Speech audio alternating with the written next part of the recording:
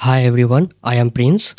अध्याय 9, व्यापारी, राजा और तीर्थयात्री। यह अध्याय हमें उन महत्वपूर्ण व्यापारिक मार्गों के बारे में बताता है जो भारत को दुनिया के अन्य हिस्सों से जोड़ते थे।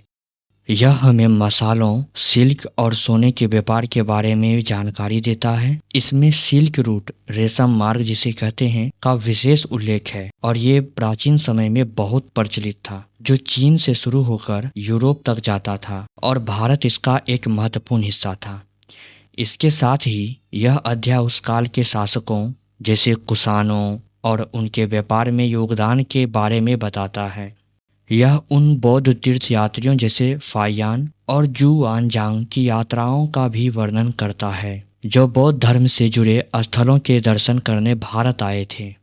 चलिए एक एक करके सभी पॉइंट को अच्छे से जानते हैं। पहला पॉइंट है व्यापार और व्यापारी। दक्षिण भारत मसालों, खासकर काली मिर्च की कीमती पत्थरों और सोने के लिए बहुत प्रसिद्ध थी। समुद्री मार्ग, व्यापारी इन वस्तुओं को जहाज़ों पर लादकर रोम ले जाते थे और इसके लिए वो समुद्र के मार्ग का प्रयोग करते थे। संगम कविताएं, इन कविताओं में भी व्यापारियों के बारे में और इन वस्तुओं के व्यापार के बारे में बताया गया है। दूसरा पॉइंट है सिल्क रूट, रेशम मार्ग। सिल्क, जिसे रेशम कहते हैं, चीन में बनने वाली एक बहुत ही महंगी वस्तु थी, क्योंकि इसकी उत्पादन विधि को हजारों साल तक गुप्त रखा गया था, जो कि सिर्फ चीन के पास ही था। सिल्क को चीन से यूरोप और अन्य पश्चिमी देशों में जिस मार्ग से ले जाया जाता था, उसे सिल्क रूट कहते थे। भारत में भी कुछ शासकों ने इस मार्ग के कुछ हिस्सों को नियंत्रित किया ताकि वे कर वसूल सकें। तीसरा पॉइंट है कुषाण शासक। कुषाण लगभग 2000 साल पहले मध्य एशिया और उत्तर पश्चिमी भारत में शासन करते थे।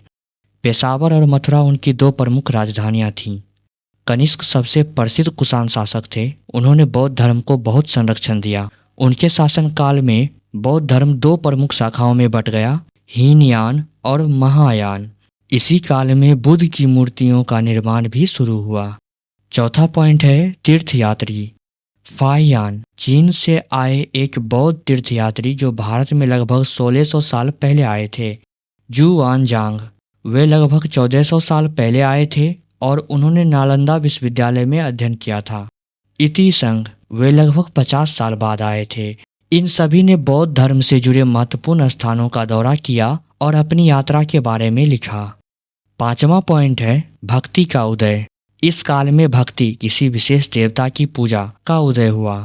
लोग अब पूजा अर्चना के लिए अनुष्ठानों के बजाय अपने इष्ट देव को मानने लगे। शिव, विष्णु और दुर्गा जैसे देवताओं को महत्वपूर्ण माना जाने लगा।